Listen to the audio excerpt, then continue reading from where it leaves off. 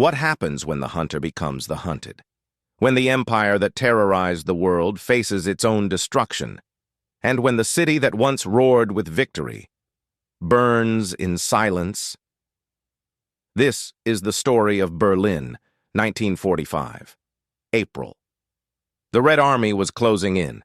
After 6 brutal years of war, Hitler's 1,000-year Reich was collapsing in less than a decade. Soviet artillery thundered day and night. Every building shook. Every street turned into a battlefield. German soldiers, some just boys, fought from rubble to rubble, knowing the end was near. Civilians huddled in basements, praying for the shelling to stop. But mercy was gone.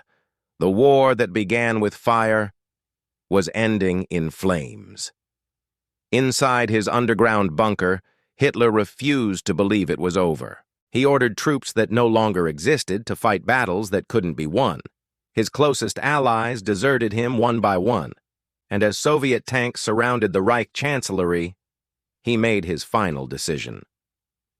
Before we continue, don't forget to like this video and subscribe for more stories that reveal the final moments of empires. On April 30th, 1945, Adolf Hitler took his own life in that bunker. Above ground, Soviet troops raised the red flag over the Reichstag, a symbol that the nightmare of Nazi Germany was finally over. But victory came at a cost. Over 2 million soldiers and civilians died in the Battle of Berlin.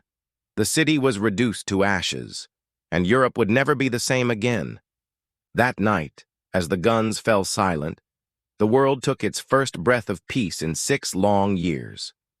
The war that had consumed millions ended where it began, in Berlin. But what followed this night would begin a new kind of war, a silent, shadowed conflict called the Cold War. If you want to know how the world changed after Hitler's fall, watch the next video on my channel, The Rise of the Iron Curtain,